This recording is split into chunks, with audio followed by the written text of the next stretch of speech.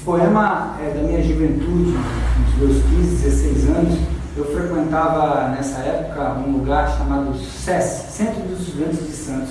E se fala muito em ditadura hoje, as pessoas falam em militares, em ditadura, como se isso fosse uma possibilidade de melhoria. E no SES tem lá o nome das pessoas que foram assassinadas, dos estudantes que foram assassinados.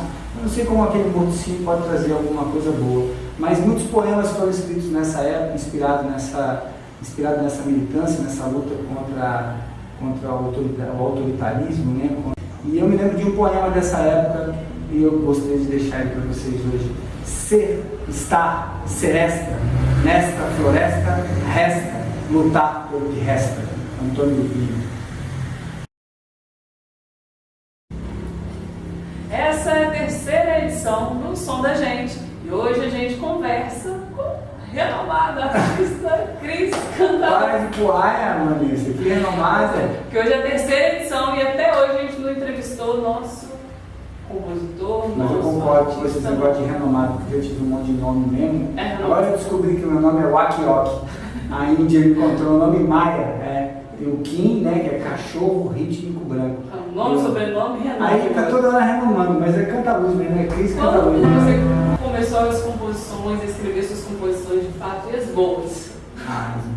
Esse negócio da boa é mais difícil de dizer, né? A gente tem que avaliar, mas assim, acho que o trabalho hoje está muito maduro. Eu também amadureci, são 40 anos na Terra.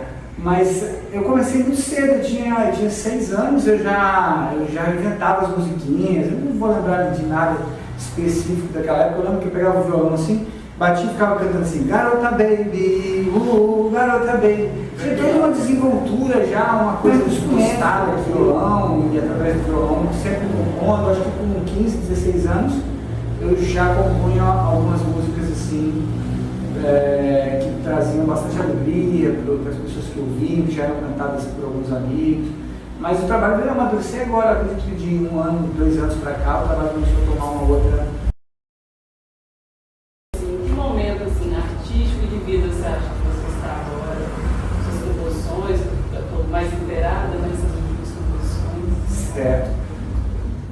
Bom, nesse momento agora eu considero esse trabalho com a banda Amor Transcendental, né? Com os amigos. Eu vim para Bom Jesus esse ano, morar aqui, trabalhar aqui. Aqui a gente está exatamente no local onde eu tenho desenvolvido a maior parte dos meus projetos, que é a Gemagem Musical, em parceria com a Lisa Maria, a diretora da escola, a professora, e com outros amigos, o Eder Koch, da orquestra lá da Petrobras em Cachoeiro, e alguns amigos aqui da comunidade do Caparaó, onde eu também frequento, né, constantemente. A gente somou os esforços e a gente tem desenvolvido um trabalho musical na linha das mensagens, várias.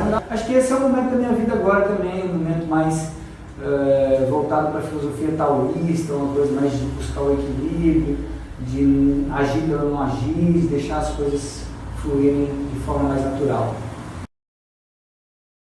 Muito antiga, de mais de 10 anos, Raiz. Queria passar assim, um pedacinho da letra, da emoção. Isso é legal porque você vê, é um poema que eu escrevi com 15, 16 anos e depois de mais 15, 16 anos eu fui encontrar uma melodia onde o poema se encaixava, né? Então diz mais ou menos assim, me diz, raiz, me diz, se o tronco da vida, a força se os galhos, tantos galhos, tantas dúvidas, se são dúvidas, me diz,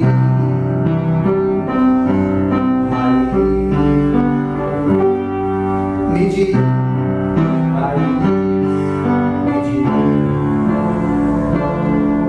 se as folhas ao vento são pessoas que o tempo desfaz.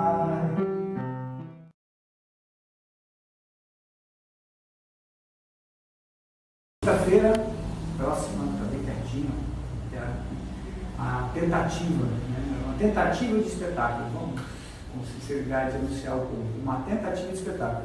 Porque é tudo muito orgânico, né? A gente fez, não tem produção, aquela coisa toda, um monte de equipe. Somos nós, os artistas, guardiões da cultura, as pessoas que sentem que têm a missão de mandar a mensagem. Reunimos lá 3 compositores, de princípio, oficialmente, mais alguns convidados, né? É uma coisa meio surpresa. Nós não sabemos o que vai acontecer, porque é a estreia de um espetáculo orgânico, né? Feito naturalmente, convidando os músicos. Então a gente vai montar o nosso próprio som, vai fazer a nossa própria iluminação e a nossa própria cantoria. Tudo é meio assim surpresa, porque a gente conseguiu fazer poucos ensaios em conjunto com toda a turma, mas assim, promete muita emoção, porque está sendo feito tudo com muito coração e a coisa é meio surpreendente mesmo, e acho que assim fica até mais gostoso.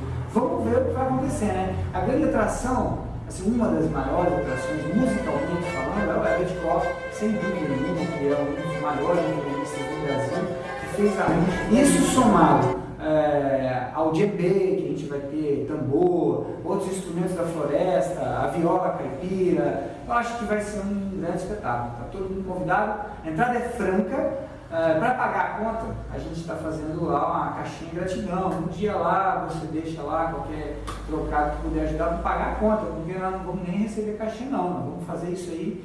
É um presente para as comunidades, para todos vocês. Teatro Fernando Torres, em Iguaçu. E os ingressos podem ser retirados aqui na Escola de Música de Imagem a partir das 2 da tarde. Então, uma música nova. O piano é uma coisa que é recente na minha vida. Através da escola, da Anise, eu estou começando a conhecer o piano. Como sou pianista, a gente escolheu o piano hoje, né, para poder diversificar um pouco. Eu só toco a viola, mas tem uma música nova que eu acho que está bonitinha. Vamos ver se a gente gosta. Uma mensagem legal, uma mensagem de luz.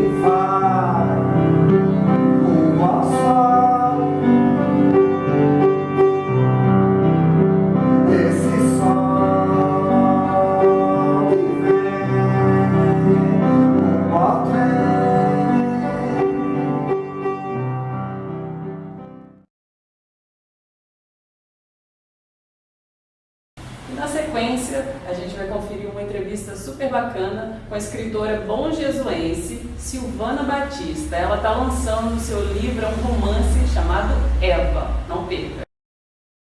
E agora a gente conversa então com a escritora Silvana Batista. A Silvana está lançando o seu romance, né? Eva.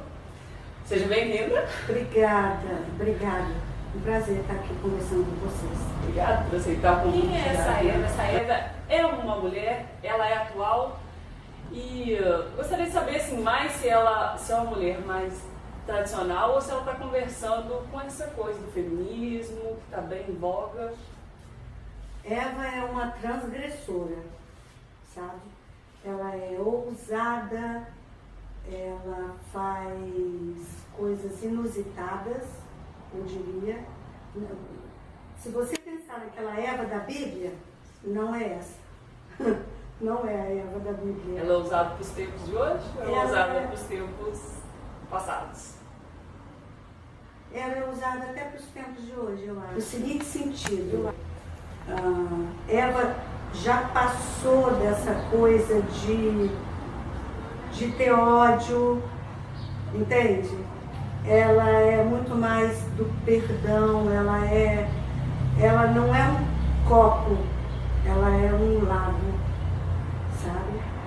Uma vez eu ouvi uma história, vou me permitir contar aqui, que é o seguinte, um rapaz perguntou para um sábio, como que a gente faz assim para ser tão tranquilo com o Senhor? Eu queria saber disso. E ele então pediu ao rapaz para pegar um punhado de sal e colocar num copo. Mexeu, prova essa água, que tal? Tá salgada? Tá, muito salgada. Agora tá bem. Pega um punhado de sal, vamos ali na esquina tinha um lago. Joga o sal no lago, jogou. Agora você prova a água.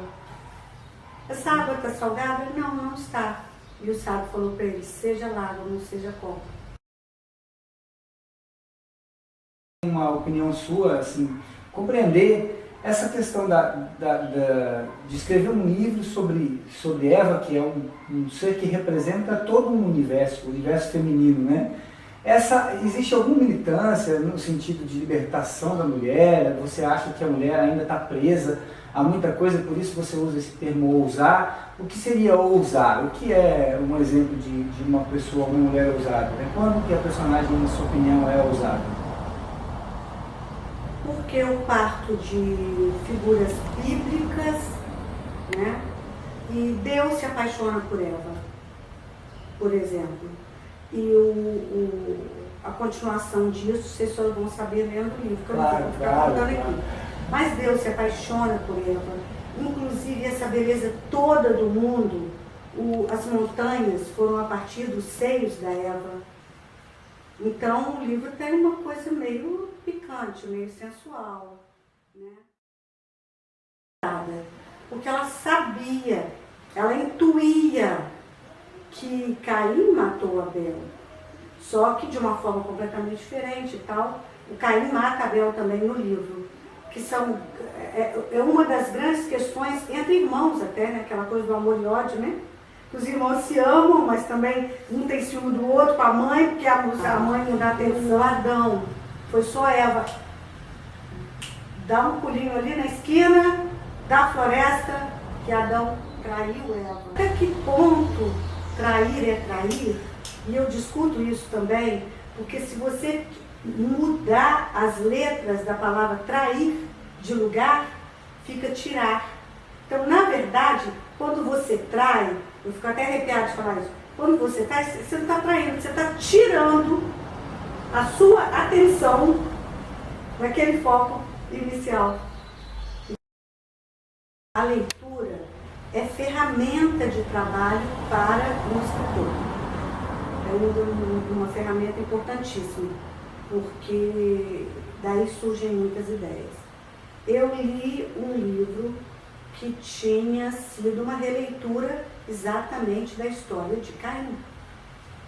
E o autor do livro, que é o José Saramago, o Saramago, ele brinca com o leitor de uma forma, ele leva você para cá e leva você para lá. Uma hora você pensa que é Deus, outra hora você pensa que é o Senhor, outra hora você pensa que é o Caim. Caim é bom, Caim é ruim, Caim é bom, Caim é ruim. E você vai assim aonde o Saramago quer te levar e tal. E eu terminei o livro assim, com muita surpresa também. Eu falei, bom, eu vou fazer o seguinte, já que ele, que é homem, escreveu uma releitura do Caim, eu que sou mulher, vou escrever da Eva. Parece que o escritor também se coloca muito no livro. Por quê? Porque é a partir do que ele pensa. Então, até que ponto Eva tem muito das minhas questões, entendeu? Porque eu, por exemplo, eu tinha me formado há pouquíssimo tempo, fui convidada para fazer uma palestra no Rotary Clube, lá em Campos, eu me lembro, e eu não sei nem como que eu não apanhei lá em Campos, porque só tinha homem na mesa e eu fui falar mal de quem? Dos homens.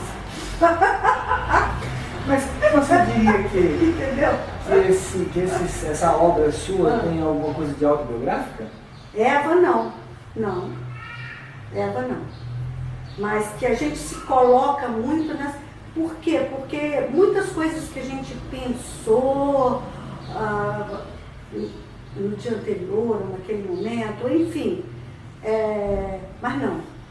Esse meu, que é o Brilho das Pedras, que eu peguei 4 anos da minha vida, logicamente mudei o nome dos personagens, porque o livro foi escrito baseado em fatos reais. Então esse Brilho das Pedras é a minha vida, sim. É um pedaço da minha vida, lá no Mato Grosso. Um pouquinho de que você já escreveu, das suas obras, tem essa Brilho das A Pedras? maioria é romance. Eu até esqueço de falar sobre isso. Eu tenho 2 monólogos poéticos também. Inclusive eu tive a oportunidade de mostrar para o Cris uma vez. Lembra? Sim, Aquele lá. Que foi, eu costurei os textos curtos e tal, mas eu escrevo, a maior parte das coisas que eu escrevo são romances, sabe? E eu tenho um infanto-juvenil escrito, publicado, muito bem vendido e tal, pela editora Saraiva. O último romance que eu escrevi, eu particularmente gosto muito dele. Antes que você me pergunte qual dos seus livros você gosta mais, eu já vou dizer. É o Clarice e Frida, que foi o último romance que eu escrevi, é o romance que eu gosto mais. Eu tento, de uma forma literária, prender a atenção do leitor ao máximo para que no final chegue uma surpresa e tal, um ápice. Mas eu me nego hoje em dia em escrever um livro só para entretenimento, entendeu? Eu quero entreter o leitor, mas eu quero que o leitor fique depois do livro, ou durante a leitura do livro, que vocês vão perceber, durante a leitura, poxa, mas isso assim, concordo. Quando eu escrevo, Vanessa, na minha cabeça eu tenho um leitor muito particular, um leitor que gosta muito de ler, que lê bem e que analisa. Por quê? Porque se eu não tiver esse leitor exigente na minha cabeça, eu vou escrever um livreto, porque o meu padrão é muito baixo. Entende? Mas quando você escreve, então a sua preocupação está o tempo todo no leitor? Ou de vez em quando? Sempre? O tempo todo, não é o tempo todo. É uma coisa meio que natural, eu acho, para mim. A profissão parece que é direito, advogada, né? Eu fiz faculdade de Direito, advoguei durante muito tempo, mas como eu saí do Brasil, fiquei também fora um tempo, quando eu voltei eu já fui tomar conta de outras coisas, fazer outras coisas. Eu fiz formação em psicanálise também, cheguei a atuar como psicanalista um tempo. O que te fez mais feliz na vida? O direito, advogar ou escrever? Ter a minha filha. Olha. Ter a minha filha. Quando ela nasceu foi o momento mais maravilhoso do mundo. Agora, 23 anos. Se você me perguntar, e o que mais compensa na vida, né? O que mais compensa? Deixa eu dizer, o que mais me faz feliz é eu ter me aproximado cada vez mais de mim mesma, entendeu? É aquela história, eu rio porque fica um negócio assim tão beijinho no ombro, né? Bem egocêntrico, sabe? Mas é o seguinte, por que falavam lá atrás, né? Nos primórdios da humanidade quase, conhece-te a ti mesmo. Porque se Sim. você se conhece, você Autoconhecimento. sabe o que faz bem para você. Só para finalizar, Silvana, se caso alguém queira comprar o livro, como que os leitores podem fazer para adquirir o livro? O livro, ele pode ser encontrado e vendido na minha página oficial, no Facebook, que é Silvana Batista, autora. Ok, então Tá tá. bom. Quem quiser adquirir o livro é só entrar lá no seu Isso, fanpage. isso. Então tá, muito obrigada, Muito Silvana. obrigada a vocês. Gratidão Muito mesmo. obrigada a vocês.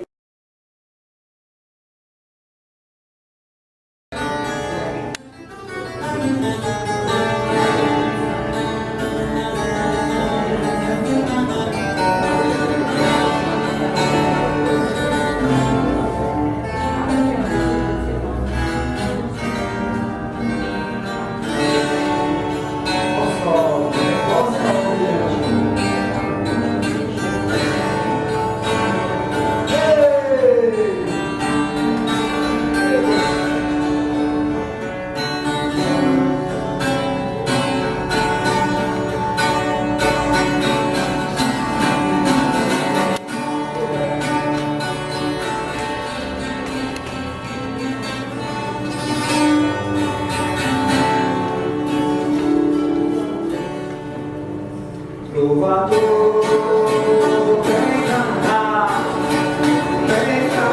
trovador, despertar, renovar o meu céu,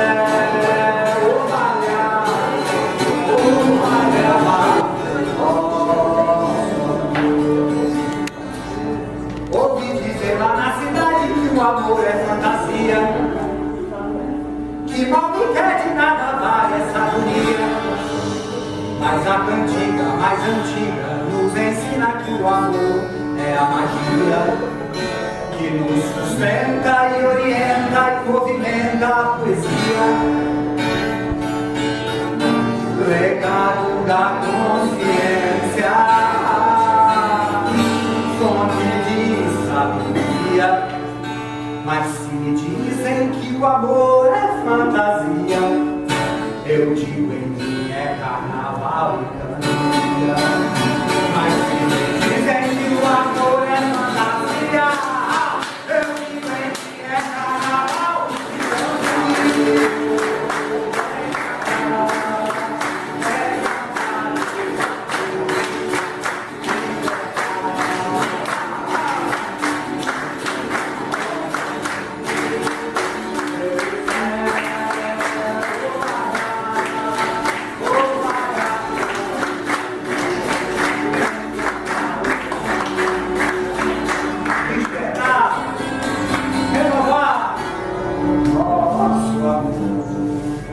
Gratidão.